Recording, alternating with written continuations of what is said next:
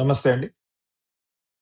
కశ్మీర్‌ని పాకిస్తాన్‌లో విలీనం చేసుకుంటా ఉంటూ పాకిస్తానీ సివిలియన్ లీడర్స్ కానియండి, మిలిటరీ లీడర్‌షిప్ కానియండి, ఈ మధ్య కాలంలో స్టేట్మెంట్స్ ఇవ్వటం ఎక్కువ చేసింది. ఇటీవల కాలంలో కశ్మీర్ సాలిడారిటీ డే జరుపుకుంటూ కశ్మీర్‌ని తప్పనిసరిగా విలీనం చేసుకుంటామని పాకిస్తాన్ ప్రైమ్ మినిస్టర్ షాబాజ్ షరీఫ్ చెప్పినట్టు వార్తలొచ్చిన విషయం మనందరికీ తెలిసిందే.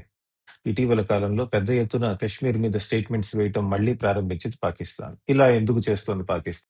మనం గమనించాల్సిందేంటంటే ఆర్టికల్ 370 తీసేసినప్పటి నుంచి పుల్వామా అటాక్ తర్వాత గూడా కొంత టెర్రరిజం ఊపందుకుంటుందేమో అని పాకిస్తాన్ ఆశించినప్పటికీ అట్లా ఏమీ జరగలేదు. జరగకపోగా కశ్మీర్‌లో టూరిస్ట్ అరైవల్స్ ఎక్కువవటం జరిగాయి. పర్యాటకులు రావటం ఎక్కువవుతోంది. మళ్ళీ కశ్మీర్ స్టెబిలైజ్ అయ్యే విధంగా అడుగులు ముందుకు వేసుకుంటూ వెళ్ళిపోతోంది. ఇది చూడలేని పాకిస్తాన్ ఎలాగో అలా కశ్మీర్ అంశాన్ని మళ్ళీ తెర మీదకి తీసుకురావాలని ప్రయత్నిస్తోంది.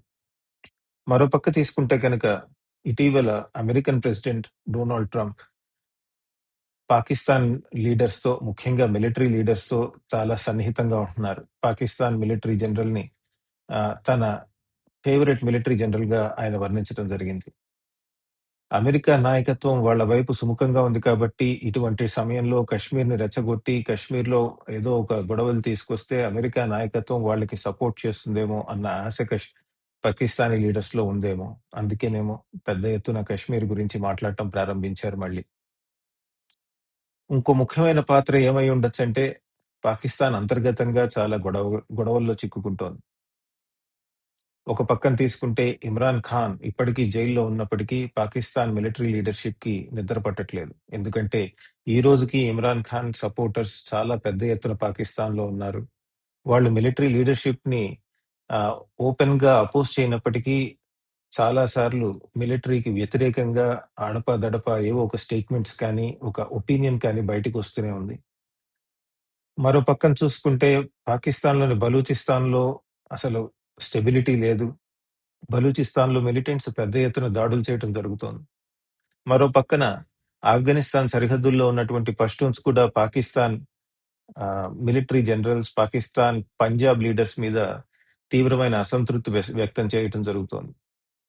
పష్తూన్ పాపులేటెడ్ ఏరియాస్‌లో గూడా పెద్ద ఎత్తున అసంతృప్తి కనబడుతోంది. చాలా నిరసన ప్రదర్శనలు అవి గూడా జరుగుతున్నాయన్న. ఇలా ఉండంగా ఆఫ్ఘనిస్తాన్ పరిపాలిస్తున్న తాలిబాన్‌లో చాలా మంది ఆఫ్ఘనిస్తాన్‌కి ఉన్న సరిహద్దు డురాండ్ లైన్‌ని మేము గుర్తించమని ఇప్పటికే స్టేట్మెంట్స్ చేయటం జరిగింది.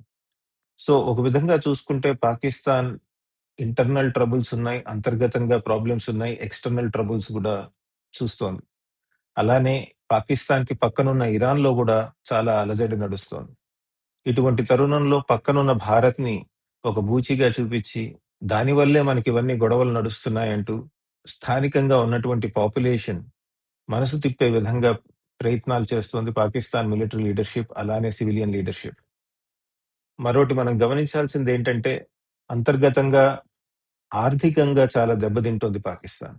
ఇటీవల కాలంలో మీరు చూసినట్టయితే, ఒక అప్పు తర్వాత మరొక అప్పు తీసుకుంటూ వెళ్తోంది పాకిస్తాన్. ఐఎంఎఫ్ అయిపోతే వరల్డ్ బ్యాంక్ అయిపోతే చైనా అయిపోతే మిడిల్ ఈస్ట్ ఇలా అప్పుల్లో కృంగిపోతోంది పాకిస్తాన్.